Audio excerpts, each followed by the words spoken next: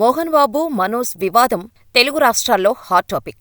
తండ్రీ కొడుకులు కాస్త బద్ధశత్రువులుగా మారారు.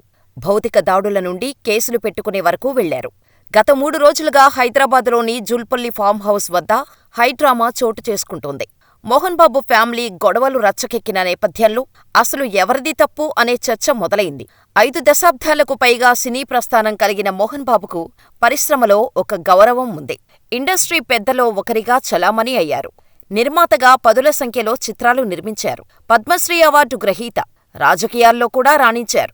పార్లమెంటుకు వెళ్లారు. ఇంతటి ఘనకీర్తి ఉన్న మోహన్ బాబు ఇమేజ్ భారీగా దెబ్బతింది. తాజాగా చోటు చేసుకున్న పరిణామాలు కుటుంబ గౌరవం రోడ్డున పడేశాయి. మోహన్ బాబు, మనోజ్ మధ్య గొడవలు తారాస్థాయికి చేరాయి. భౌతిక దాడులు చేసుకోవటంతో పాటు కేసులు పెట్టుకున్నారు. మోహన్ బాబు, మనోజ్ల వ్యవహారం పరిశ్రమను ఊపేస్తున్న తరుణంలో అసలు ఎవరిది తప్పనే చర్చ మొదలైంది. ఈ విషయాన్ని లోతుగా విశ్లేషిస్తే మనోజ్ని మోహన్ బాబు కొంత నిర్లక్ష్యం చేశాడేమో అనిపిస్తోంది. విష్ణుతో సమానంగా మనోజ్ని చూడటం లేదనే వాదన ఉంది. ఇందుకు కారణాలు గమనిస్తే విష్ణుని 30 కోట్ల బడ్జెట్తో గ్రాండ్గా లాంచ్ చేశారు. మోహన్ బాబు స్వయంగా నిర్మించిన విష్ణు మూవీ బడ్జెట్ 30 కోట్లు అని సమాచారం. 2003లో అంత బడ్జెట్ అంటే చాలా ఎక్కువ. కానీ ఈ సినిమా పెద్ద మొత్తంలో నష్టాలు మిగిల్చింది. అదే సమయంలో మనోజ్ని చాలా సాదాసీదాగా లాంచ్ చేశాడు. మనోజ్ డెబ్యూ మూవీ దొంగ దొంగది ఒక రీమేక్. తమిళంలో ధనుష్ చేసిన చిత్రాన్ని మనోజ్ తెలుగులో చేశాడు. దొంగ దొంగది మూవీ పాజిటివ్ టాక్ తెచ్చుకుంది. విష్ణుతో మోహన్ బాబు ఎక్కువ సినిమాలు నిర్మించారు. విష్ణుతో పోల్చుకుంటే మనోజ్ మాత్రం ఇతర నిర్మాతలపై ఆధారపడ్డాడు. విష్ణు హిట్టు కొట్టి చాలా కాలమవుతోంది. ఆయనకు కనీసం మార్కెట్ లేదు. విష్ణు గత చిత్రం జిన్నా ₹1 కోటి వసూలు చేయలేదు.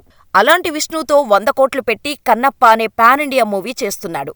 మరోవైపు మనోజ్ సిల్వర్ స్క్రీన్పై కనిపించి 6 ఏళ్లవుతోంది. 2018 తర్వాత మనోజ్ సినిమా చేయలేదు.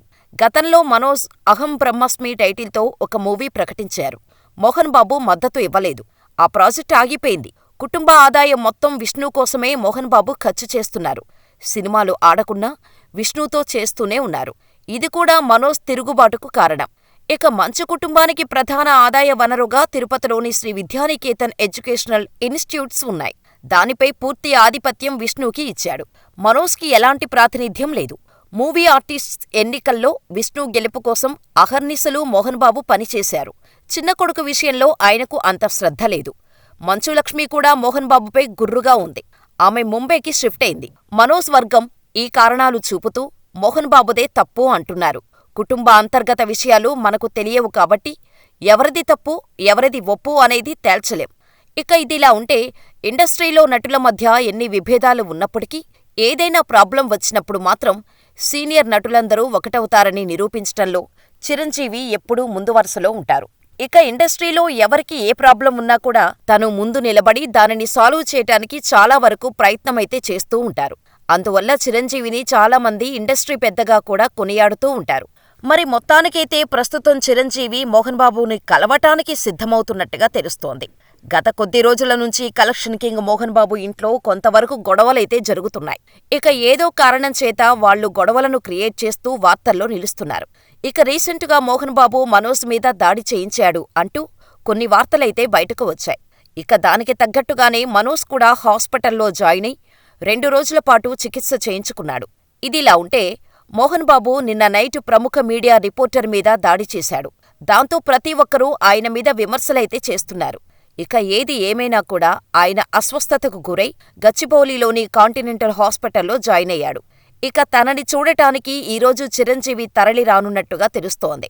చిరంజీవికి, మోహన్ బాబుకి అప్పుడప్పుడు చిన్న చిన్న గొడవలైతే జరుగుతూ ఉంటాయి. అయినప్పటికీ వాళ్లు ఎప్పటికప్పుడు కలిసిపోతూ ఉంటారు. ఇక ఆప్తమిత్రుడు అయిన మోహన్ బాబును చూడటానికి చిరంజీవి వెళ్లడమనేది కొంతవరకు మంచి విషయమనే చెప్పాలి. ఇక వీళ్ళిద్దరూ దాదాపు ఒకేసారి సినిమా కెరియర్ను స్టార్ట్ చేసినప్పటికీ చిరంజీవి మాత్రం టాప్ స్టార్గా ఎదగడమే కాకుండా ఇండస్ట్రీలో మెగాస్టార్గా పేరు సంపాదించుకుంటే మోహన్ బాబు మాత్రం విలన్గా చేసి హీరోగా కొన్ని సినిమాల్లో నటించి నటుడిగా మంచి గుర్తింపును సంపాదించుకున్నాడు.